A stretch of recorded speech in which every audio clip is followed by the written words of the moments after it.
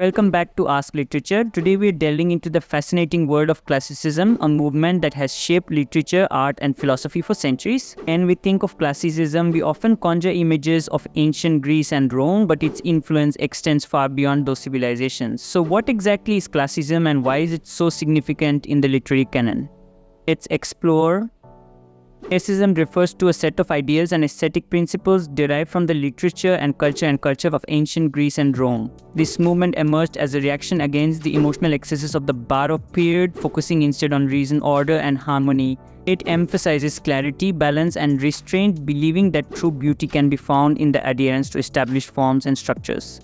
One of the core tenets of classicism is the idea of universality. Classical works are celebrated for their ability to resonate across time and cultures. This universality is often achieved through the exploration of universal themes such as love, justice, and the human condition, making these texts relevant even today.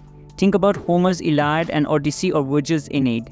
These poems not only tell stories of heroism and adventure but also delve into the complexities of human emotions and morality. And the structure of classicism is vital to its appeal. Classical literature often adheres to specific forms, whether it be the epic, tragedy, or comedy. For instance, in drama, the three unities of time, place, and action are central to the classical model. These principles dictate that a play should occur in a single location, within a single day, and revolve around a single plotline. This structure is exemplified in the works of playwrights like Sophocles and Euripides, whose tragedies explore profound moral dilemmas and the consequences of human actions. As we transition into the Renaissance, classicism experienced a revival known as the Renaissance Classicism. This period saw a renewed interest in the texts of ancient authors and a desire to emulate their styles. Writers like Petrarch and Erasmus sought inspiration from classical antiquity, blending it with contemporary thought. This era championed the values of humanism, celebrating human potential and emphasizing the importance of education and moral philosophy. From moving further into the 17th and 18th centuries, we encountered the Age of Enlightenment, which further solidified the principles of classicism. Enlightenment thinkers and writers such as Voltaire and Molière embraced reason and rational thought. Their works often critique society and human behavior, employing wit and satire to reflect on moral issues.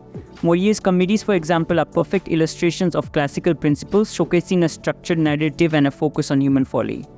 In poetry, classicism flourished through the works of poets like Alexander Pope and John Dryden. Pope's An Essay on Criticism encapsulates the essence of classical ideas, advocating for balance, clarity, and adherence to poetic form. His use of heroic couplets demonstrates the elegance and precision that classicism values. This focus on form and structure is essential in understanding the lasting impact of the classical tradition on literature.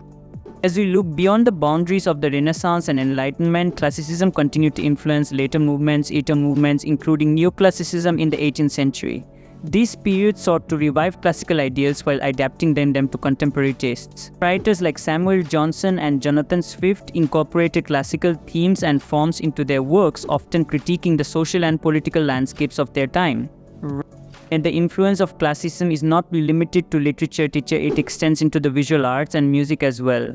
Artists like Jacques Ruiz-David in painting and composers like Johann Sebastian Bach in music embrace classical ideals, emphasizing order, harmony, and balance in their creations. The enduring nature of these principles reflects the universality that classicism embodies, allowing it to transcend cultural and temporal boundaries. So why does classicism matter in our contemporary world? In an age where emotional expression often takes precedence, classicism reminds us of the value of restraint and structure. It teaches us that beauty can be found in clarity and that stories can resonate deeply without the need for excessive emotion. Classicism encourages us to appreciate the artistry of form, whether it be in poetry, prose, or visual art.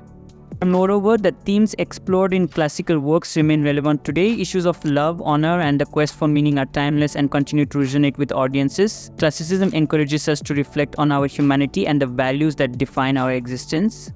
In conclusion, classicism is a monumental literary and artistic movement that has left an indelible mark on our culture. Its principles of order, clarity, and universality have shaped the way we perceive and create art. From the ancient epics of Homer to the refined comedies of Molière, the influence of classicism is vast and enduring. By exploring these texts and appreciating their structure and themes, we can gain a deeper understanding of not only our literary heritage but also the human experience itself. If you enjoyed this exploration of classicism, be sure to like, subscribe, and hit that notification bell so you won't miss any future literary adventures. I'd love to hear your thoughts on your favorite classical work in the comments below. Until next time, keep reading and let the wisdom of the past guide your journey.